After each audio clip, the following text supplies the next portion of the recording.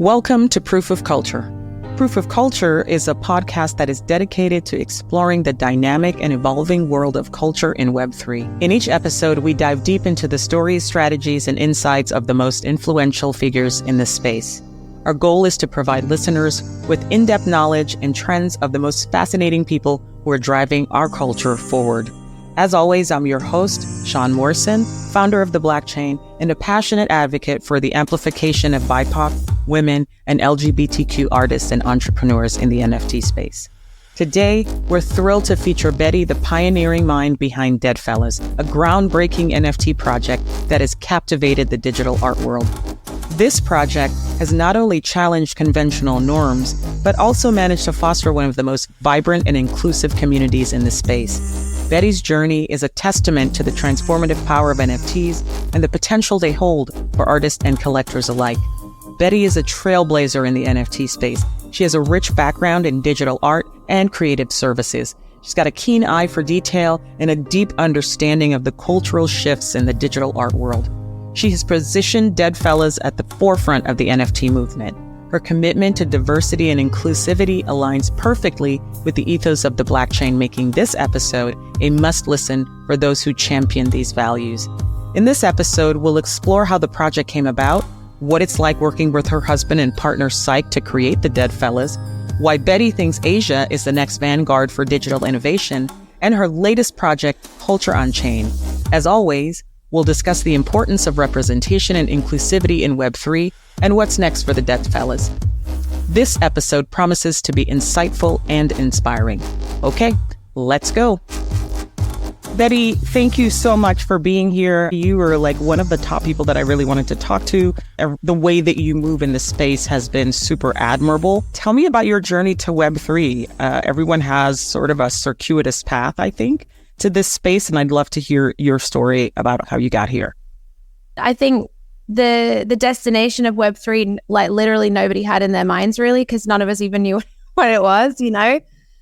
But I think that there's a unifying factor in the people that found it when they did, in that they were looking for something else.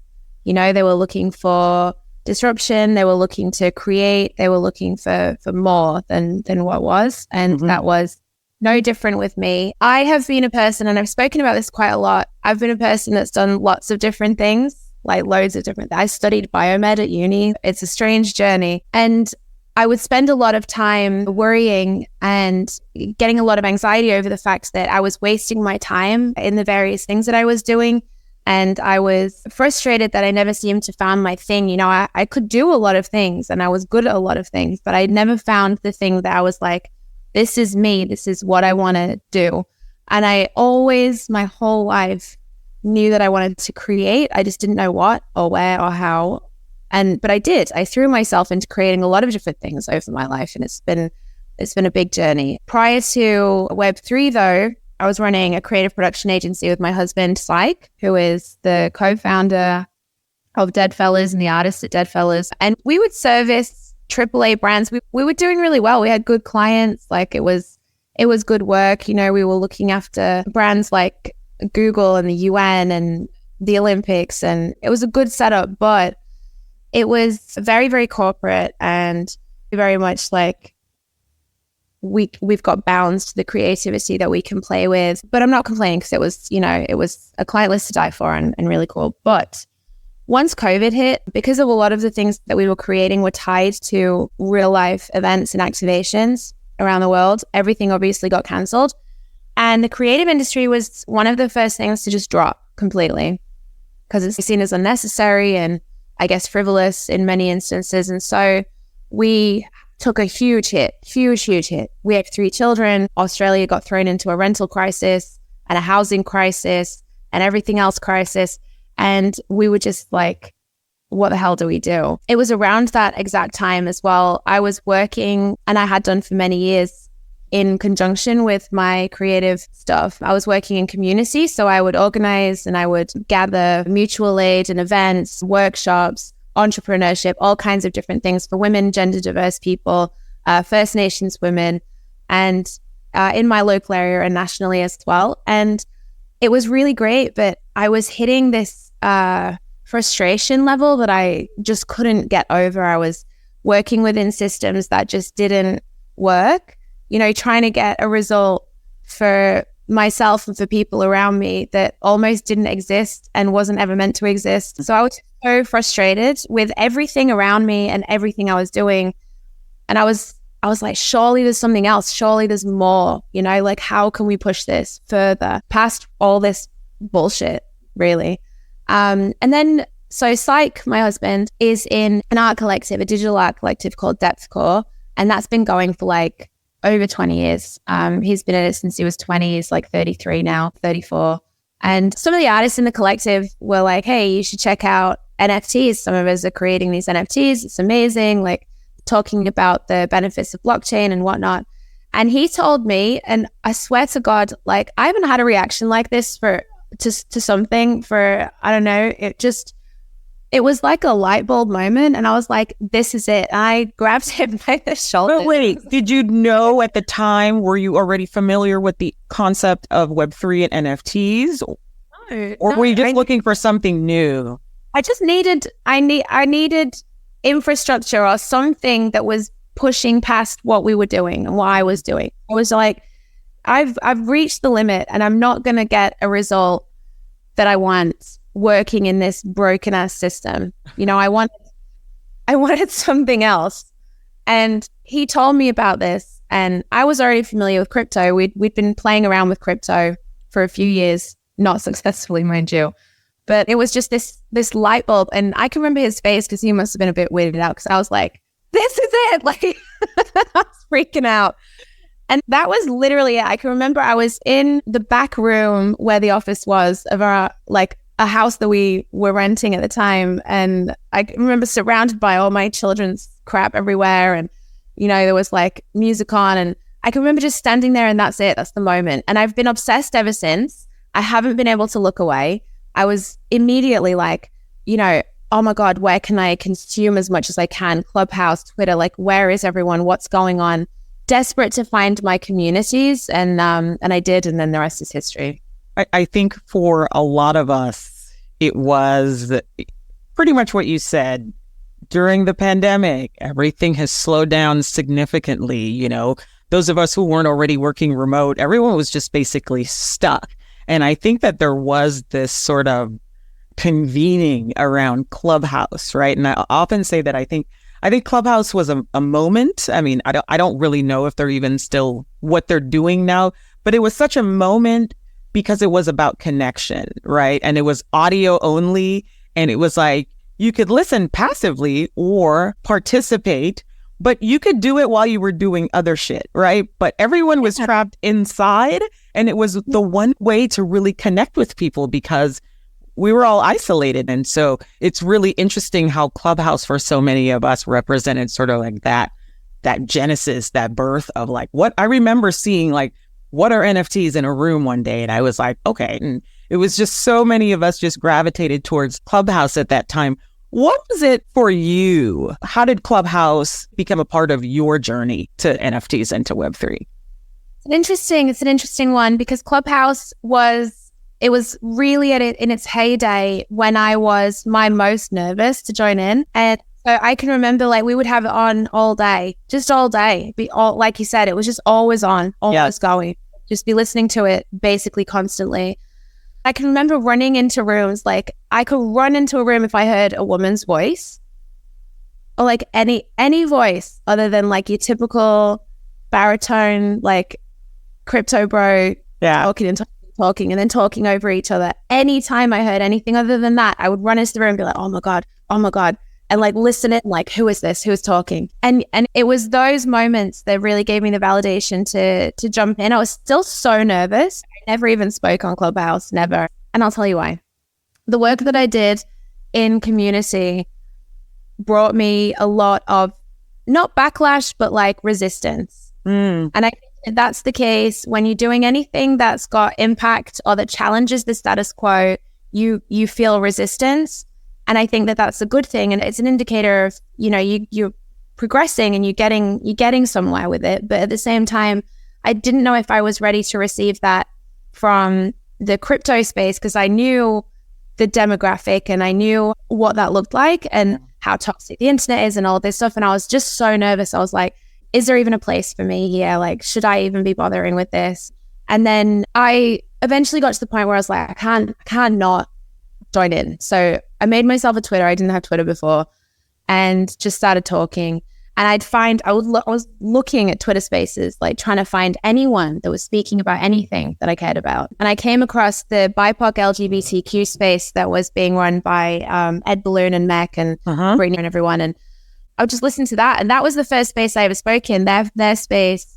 And that gave me the like, yeah, you should be here and you should be doing stuff in this space. And there's a spot for you. I remember that space very well. I talked to Ed a couple of months ago, and I used to listen as well and not say anything. But yeah, it was such a moment, I think, for so many of us. Let's fast forward a little bit. For folks who don't know, what is Deadfellaz? Deadfellaz started as a PFP, which for anyone listening that doesn't know what that is, it stands for profile picture. It's how people represent themselves on social media, on online spaces. And early 2021, there was also a PFP movement, which caught my attention.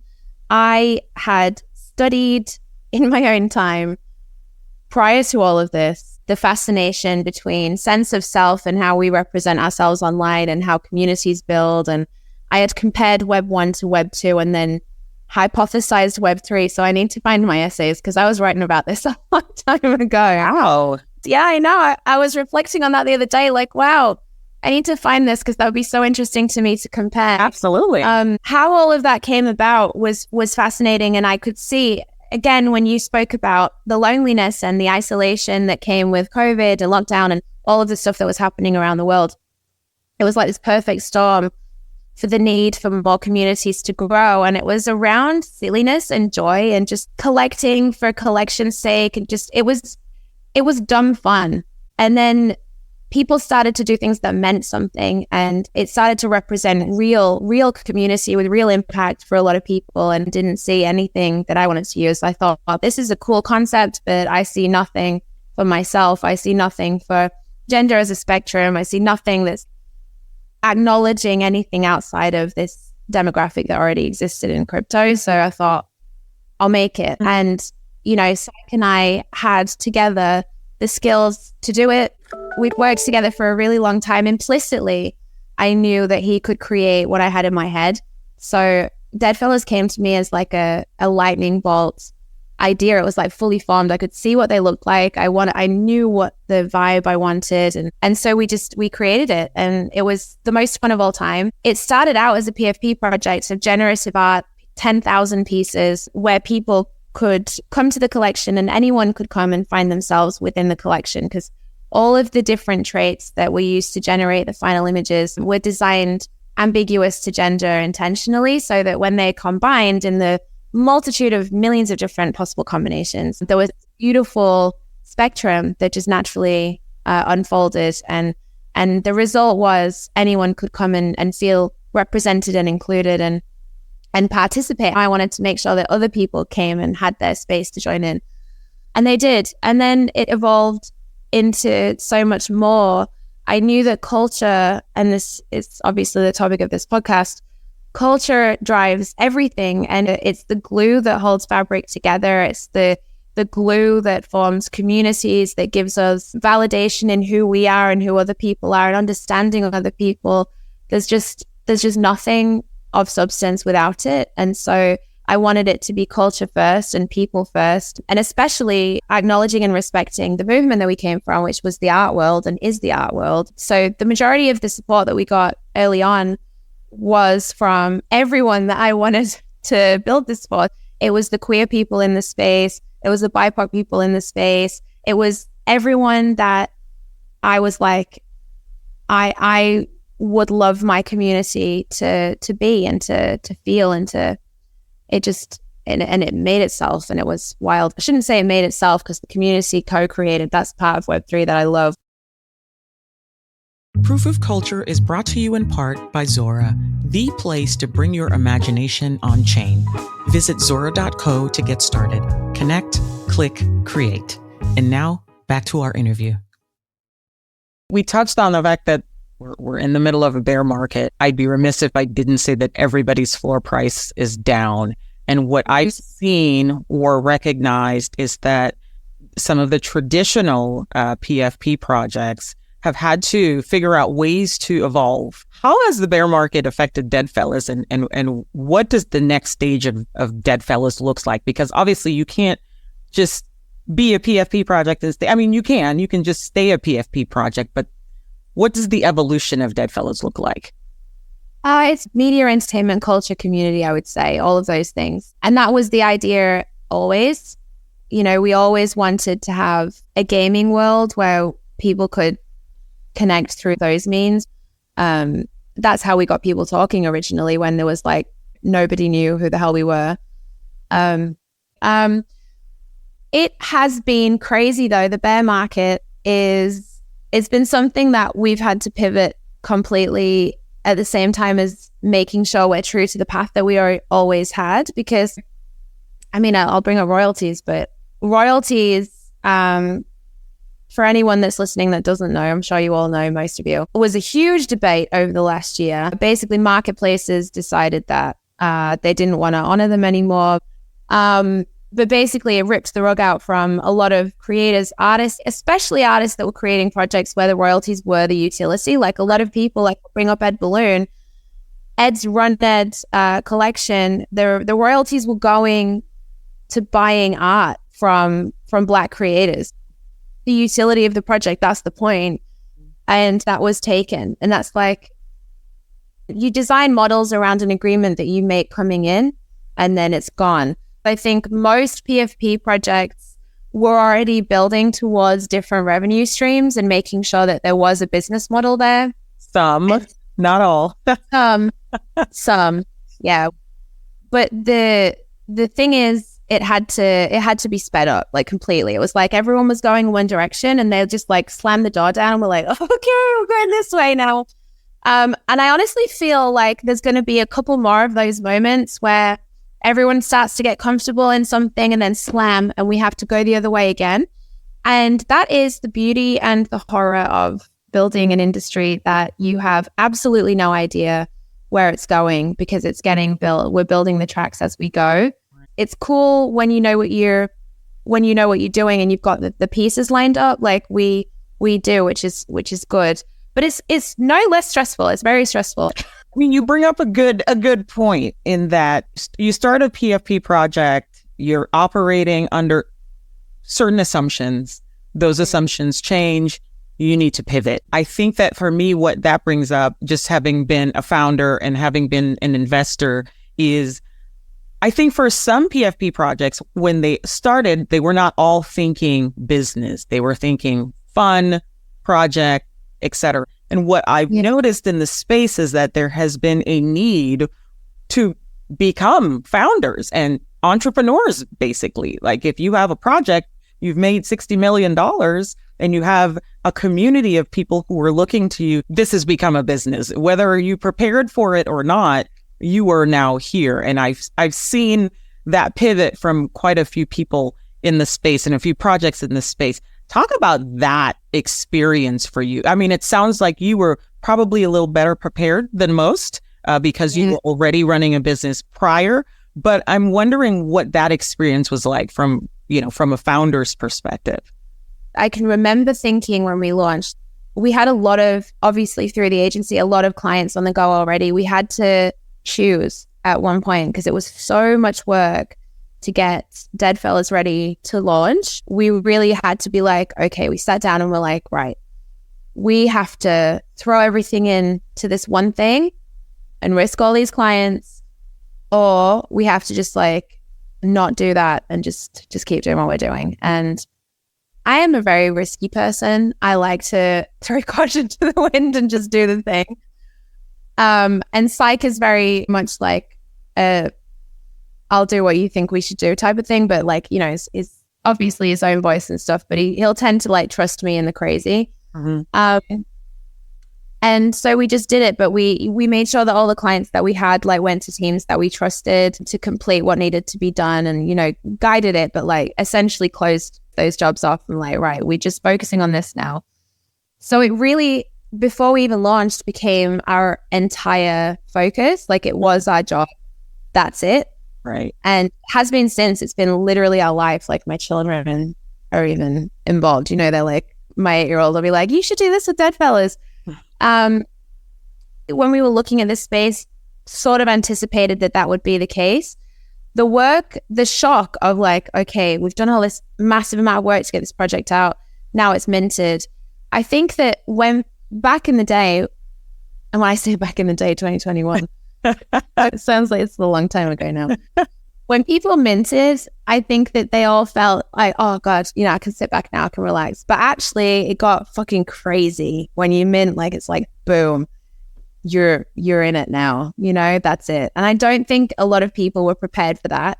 Mm-hmm. And I also don't think a lot of people were prepared for running projects or leading projects or what it would take. And I will say that some aspects of it shocked me as well. Like, and I think it's unique to Web3 in that you've got this as a founder, especially if you're doxed or you're like, you know, at real life events or whatever.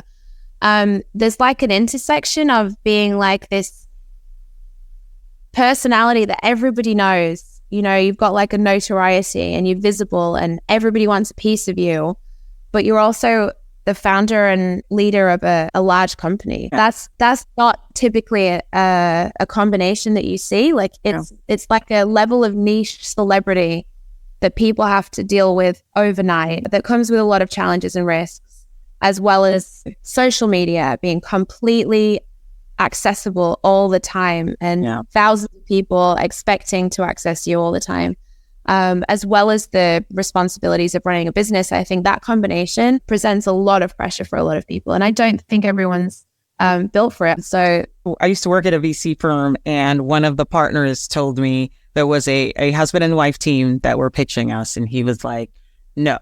And I was like, wait, you haven't even like, let me tell you about the startup. And he was like, I do not want to invest in a husband and wife team, like ever. Talk a little bit about working with your partner, because it's something that I know some people great at it, other people won't do it. So I'd love to hear from, because it sounds like you've always had, it sounds like you've worked together very well in the past, especially now moving into the future. Your partnership on multiple levels. I'd love to hear about that process and what it's like working with your partner.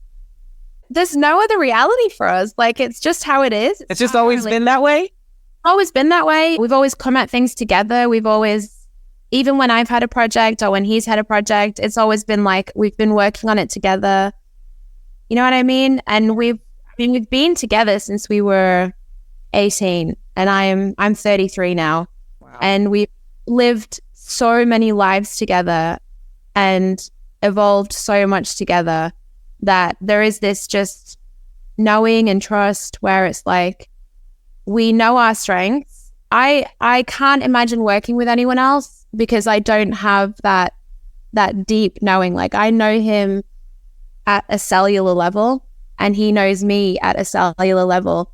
And without that, I don't know how we would navigate this, to be quite honest. That's beautiful. That's really that unique thing with Web3. And you see this all the time. Like, I mean, yeah, you're talking about husband and wife, like people wouldn't want to invest in a husband and wife team or whatever. I would worry about founders that just randomly meet each other and just think like, we're going to put all of this together. And it's like, do you even really know each other that well? Like, how is that going to work? So I think there's pros and cons. For us, it's pros. Yeah. You know, I just leave him, like, if we have a project, for example, that we're executing, we just know our roles. Like, he knows what I'm good at. I know what he's good at. We work together. That's how we always have done. And it works. So in terms of Deadfellaz, was he the one that came up with the art? He did all the art, or was that something else? He did the art under my direction. So, because I had you had the vision. I had the vision. I knew what I wanted it to look like exactly. And honestly, I probably would have sat with another illustrator for days. And for us, it was like 2 hours. He got it out. First iteration of it. Yeah. And but it didn't change after that. It was like, that was it. He nailed it. But the first one that he ever did was the worst thing I've ever seen in my life. Like, I was sitting at the computer and I was like, it's just not it. Like, we might have to just can this. This is not it. It's the worst thing ever. And he's like, no, let me try again. And I was like, okay, so we're going to do this line, like do it like that, a bit rounder, like all this stuff. And he just got it. Like it just happened. It was perfect. It was exactly what you see now. And from then it was like this amazing journey. We were able to we were watching like our favorite movies. We were listening to our favorite music, like everything, bringing all of these inspirations in, all the stuff we really love together and being like, oh my God, let's do this, Trey, let's do this. I think that's why it got to me. Like when people started to like steal traits and like copy and, like hijack the art and stuff, not derivatives through community, but like, random people trying to do their own stuff. This isn't just a project where we've paid a fiber artist to like create something. Like we sat and poured ourselves and our relationship and what we love and our history into this. I can remember every single line being drawn and like, it means so much. So I think that's what kind of makes it special. So is there an underlying theme of a love of horror, or what is the driving idea behind it? It's pop culture. It's pop culture and horror in an accessible, soft way. Everything was intentional. So even like the color used for the blood in the collection isn't red. It's like an orange instead. And that's intentional. Like all of those things are to soften it a little bit. And we also had the degrades, so you can have like a fully fresh design if you don't want any gore or any horror, and you can go down through damaged or rotten. But it was really just counterculture and looking at a way to represent all of those, like punk and skateboarding and all of that. We've got nods to our favorite musicians and queer culture and just like having everything in there that makes us who we are in the collection. And it just works and it feels rich. Yeah, absolutely. How do you see your role in shaping and diversifying Web3 and the NFT space in particular?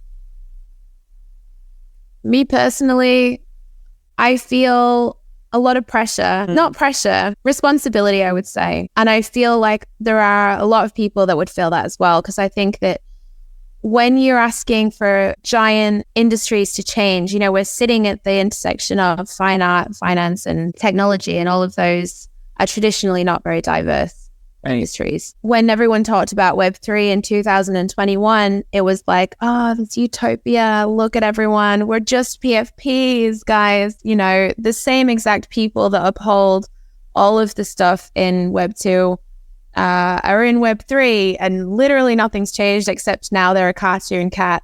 So to me, it's like we need to make conscious changes, but you can never force anyone or tell anyone you need to do this or you need to do that. Right. I always say like you need to meet people where they are and lead by example and take responsibility as to what you can do personally, and that's the length of where you can go. Like you can try and have influence and impact through those actions that you take yourself, but that's really all you have control over is your own actions.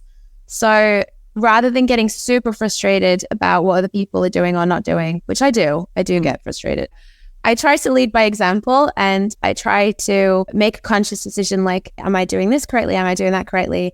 Because I know a lot of people are looking at me and watching me, and it is having impact. But that's the same for a lot of people in the space. They carry that, whether consciously or subconsciously or not at all. They don't even realize they're doing it. They're having positive impact. There are still, I think there have been a multitude of efforts across the board to make this space more welcoming, more inclusive, more diverse, not just for people of color or queer people, women, etc. I am still hearing horrible stories of things happening to women in this space. It's almost love right now. I'll write a book one day. Yeah, not right though. Yeah, it's unbelievable, right? You still hear these stories, and it's disheartening. I've also seen people leave the space as of late for a variety of reasons. What do you think is missing to make this space as inclusive as it could possibly be? One thing I think is a really big missing piece of the puzzle that would not solve problems but challenge a few is access. I think that Like I spoke at an event in Sydney. South by Southwest was in Sydney for the first time a few days ago.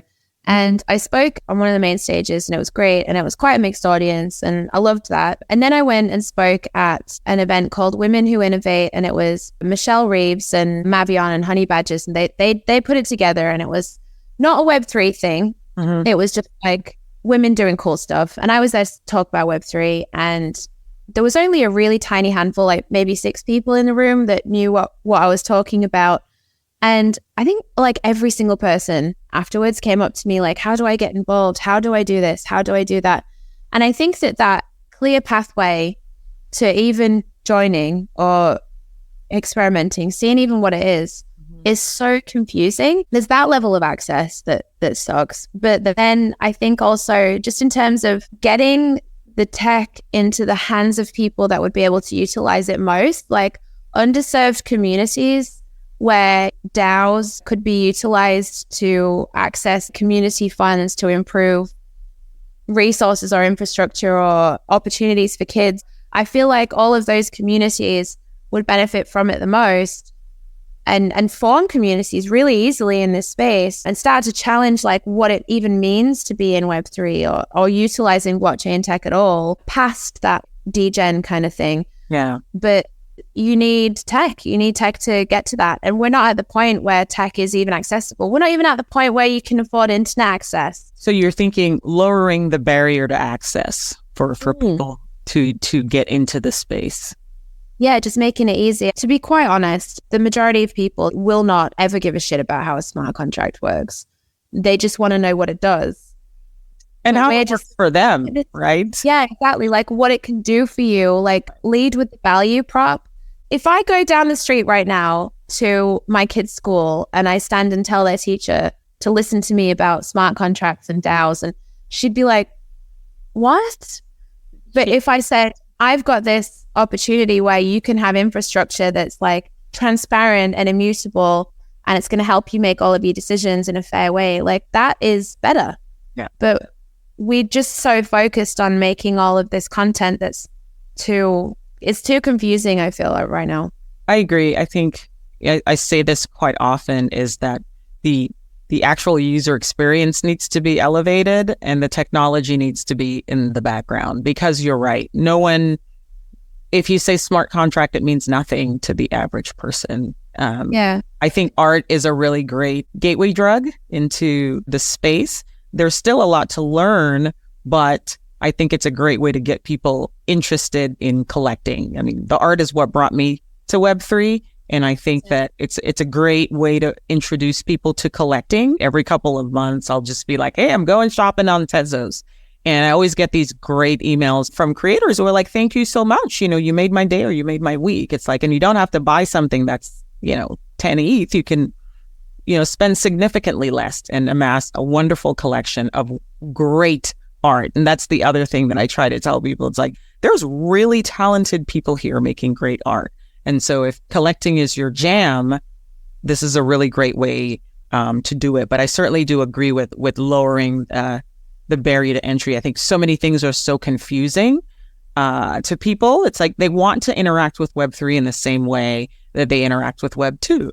They want to sign up as simple as your email and a password. If you lose your password, they want to be able to reset it. They don't want to be told, oh, you're SOL because you lost your secret keys. No one wants to hear that. And so I think it's incumbent on those of us who are here and have been here for quite some time to try to foster that and bring other people into the space. I think the adoption rate is still quite low.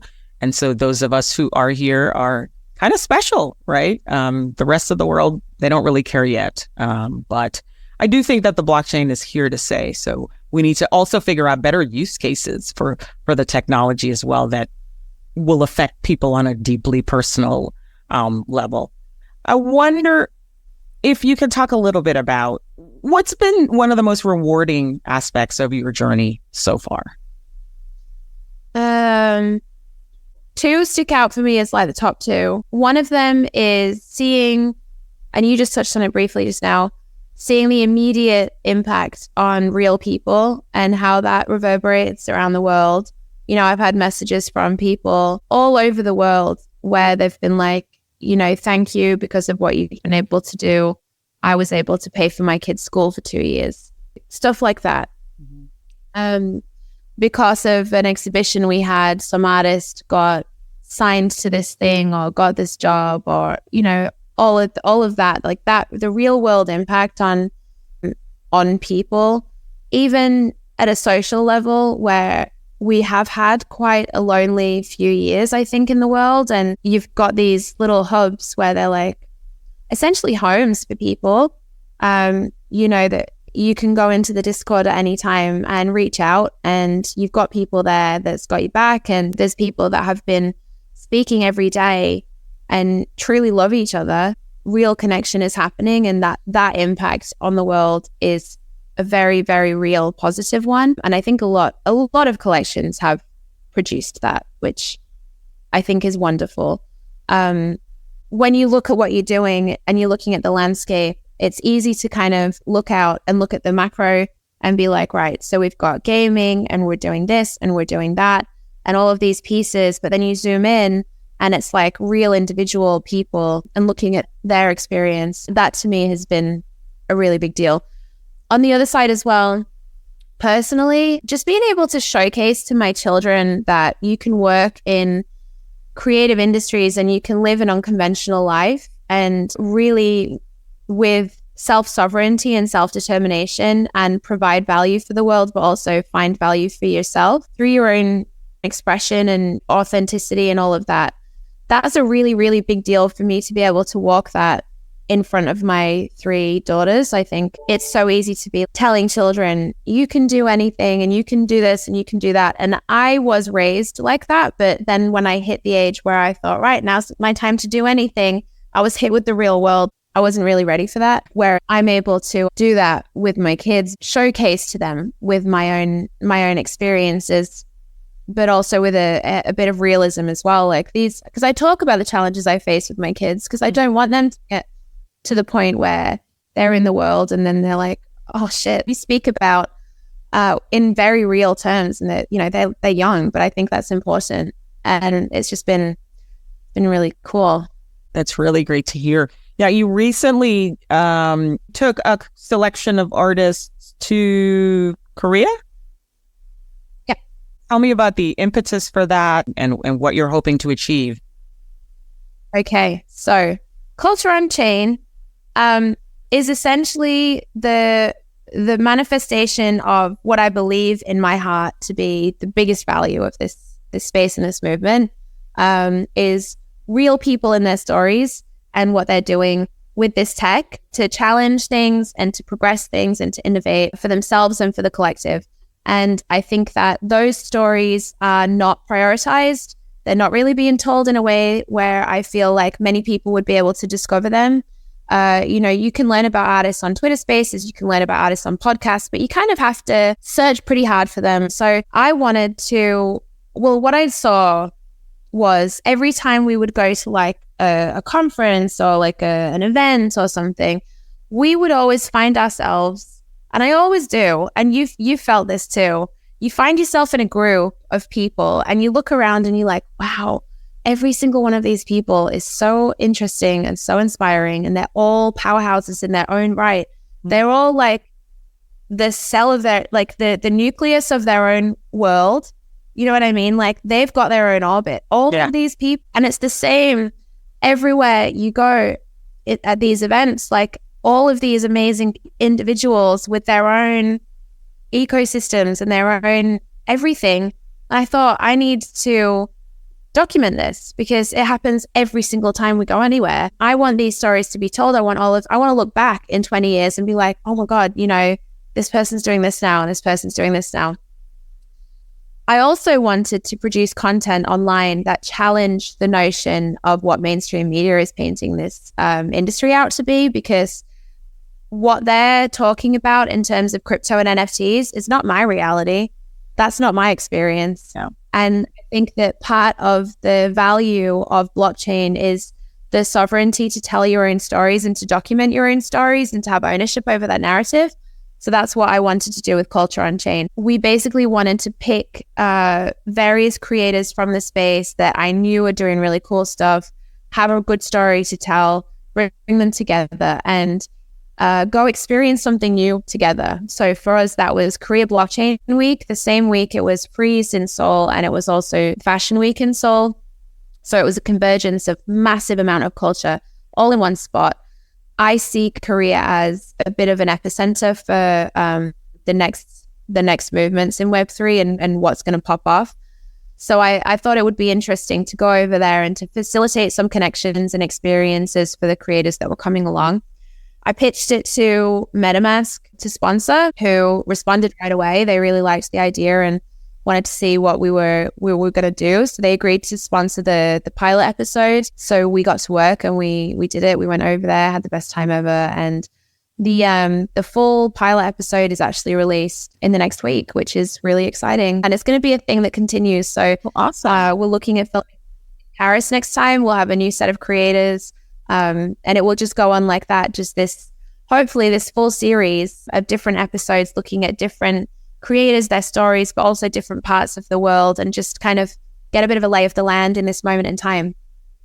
Really quickly, you touched on your feeling that Korea is going to be sort of like the next spot. What did you see there that led you to believe that? What is it that's happening in Korea for those of us who don't know or who didn't get to go to Korea Blockchain Week? I feel like it's Korea, Japan, Singapore, Hong Kong. Like it's a lot. It's Asia in general, but Korea specifically. There is it's like an energy there where everything naturally leans to the innovative. Like it feels like in Korea, it feels like there isn't a resistance to innovate and there isn't a resistance to the new. Every experience is immersive and new, and it feels really progressive. And like, how far can you push the experience of shopping in person? How far can you push the experience of going to the bathroom? It feels like there's conscious effort there to push.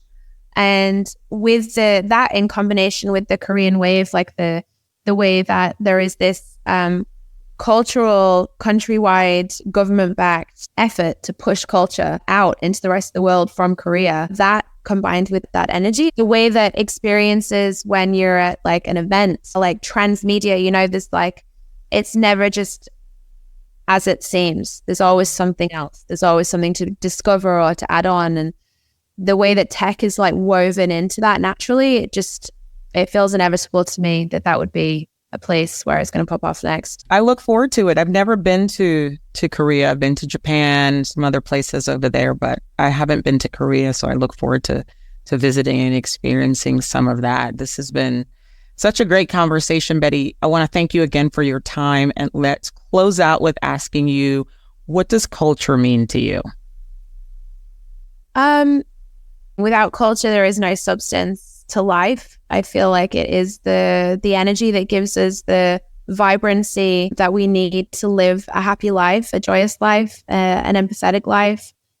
It's human understanding. It's communicating not just who we are or who we want to be, but who we've been. It's honoring ancestors and history, and it's just the glue to everything. Without it, things mean nothing to me. So yeah, and it's exciting because you see culture forming in this space, converging with people's internal, like deep cultures. We're creating a new culture together by coming at each other where we are. I see it as almost this like, when paint mixes, I'm very visual, like if you pour paint on like oil and it's kind of all going like this, It kind of feels like that right now. Like everyone's bringing their awesome selves, and we're forming a new culture through the lens of our own, and it's just so special. I love it. It's what drives me. As we bring this episode to a close, I'd like to extend my heartfelt thanks to Betty for joining us today and for sharing her invaluable insights on Deadfellaz and the broader NFT landscape. Her passion, expertise, and vision are really inspiring, and it's clear that her contributions are not just shaping the present, but also paving the way for the future of digital art and community building. As the NFT space continues to evolve, conversations like this one that we had today are essential.